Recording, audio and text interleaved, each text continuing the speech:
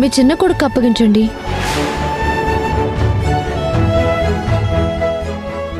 కేవలం నీ వల్ల నీ మాట కాదనలేక వాడు ఇంట్లో ఉండటానికి ఒప్పుకున్నాను. వాడొద్దమ్మా.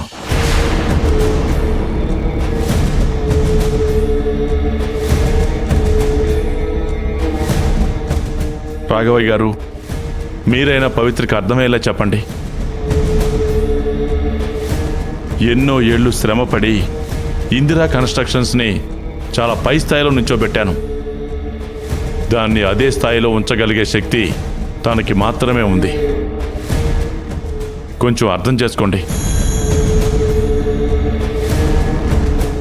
అమ్మా పవిత్ర, మీ మావయ్య గారు నీ మీద అంతగా నమ్మకం పెట్టుకుని చెప్తున్నారు కదా, కాదనడం ఎందుకు?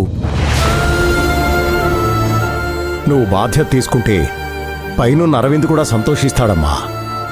తీసుకో అమ్మా.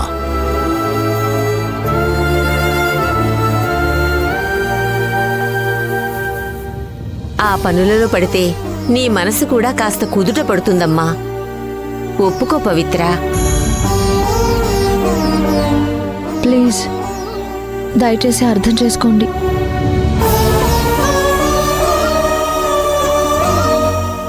నేను బిజినెస్ని హ్యాండిల్ చేయలేను. కాదంటున్నందుకు సారీ మావయ్య.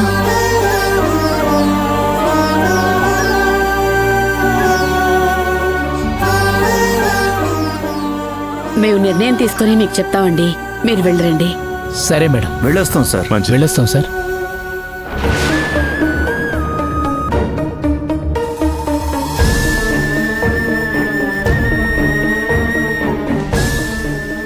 బిజినెస్లు చూసుకోవడానికి ఎలాగైనా పవిత్రను ఒప్పించాలి.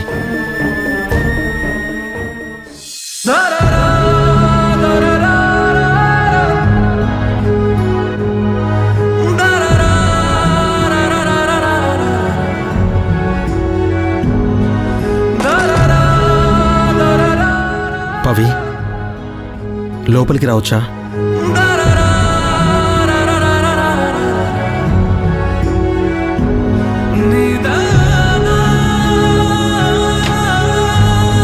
పవి, నువ్వు గనక ఇప్పుడు బిజినెస్ హ్యాండ్ ఓవర్ చేసుకోకపోతే ఇన్నాళ్ల నాన్న కష్టం వేస్ట్ అవుతుంది. పనులన్నీ ఆగిపోతే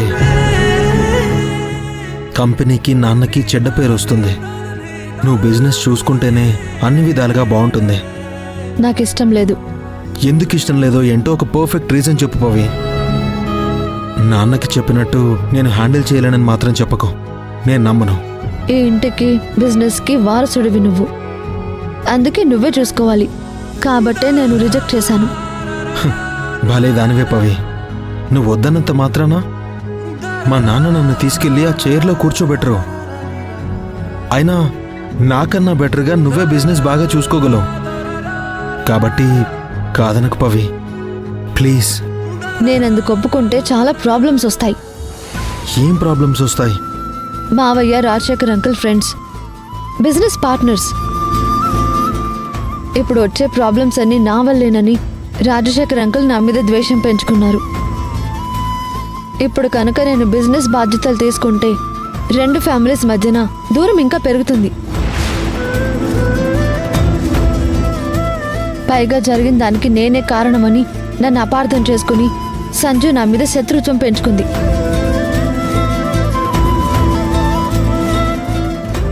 ఒక సైడ్ సంజుని నా ప్రమేయం లేకుండానే హర్ట్ చేశాను. ఇప్పుడు తెలిసి మళ్ళీ దాని మనసుకి నేను గాయం చేయలేను. మంచి స్నేహితులు మావయ్య, అంకుల్. వాళ్ళని శత్రువులుగా నేను మార్చలేను. సో నాకు ఈ బిజినెస్ చూసుకోవడం వద్దు.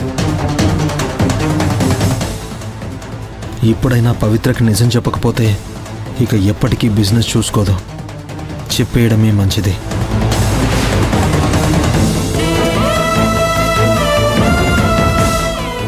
రాజశేఖర్ అంకుల్ నాన్నకి దూరం అవుతారని నువ్వు ఆలోచిస్తున్నావు కదా, కానీ నేను చెప్పే నిజం వింటే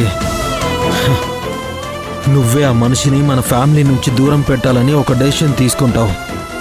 ఏంటా నిజం? మనకి పరిస్థితి రావడానికి, మన బంధం మన నుంచి దూరం కావడానికి కారణమే రాజశేఖర్ అంకుల్.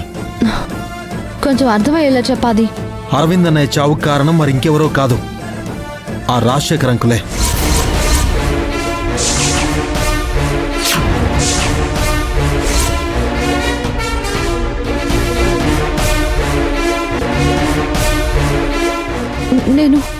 నేను ఇది నమ్మలేకపోతున్నాను.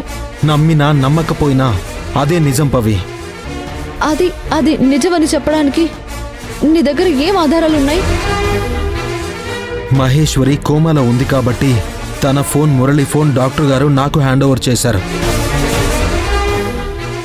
అరవింద్ అన్నయ్య చావు గురించి మురళికి, మహేశ్వరికి ఏదో నిజం తెలుసని మనకి మొదటి నుంచి అనుమానం ఉంది కదా. ఆ ఫోన్స్ని ముందు నేను చెక్ చేశాను. నా అనుమానం బలపడేటట్టుగా అన్నయ్య పైనుంచి కింద పడిన రోజు చాలాసార్లు రాజశేఖర్ అంకుల్ మురళికి కాల్ చేశారు.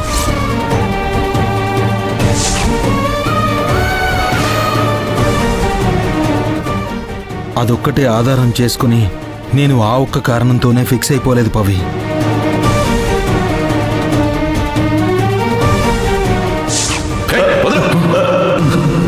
అది నువ్వు వెళ్ళాలి.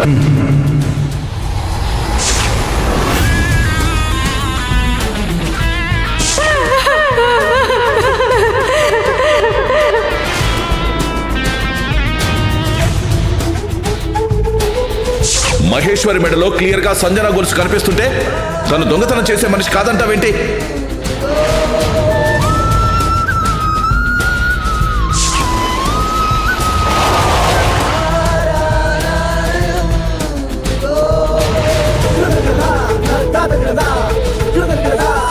అరవింద్ అన్న ఎలా చనిపోయాడు అంకల్?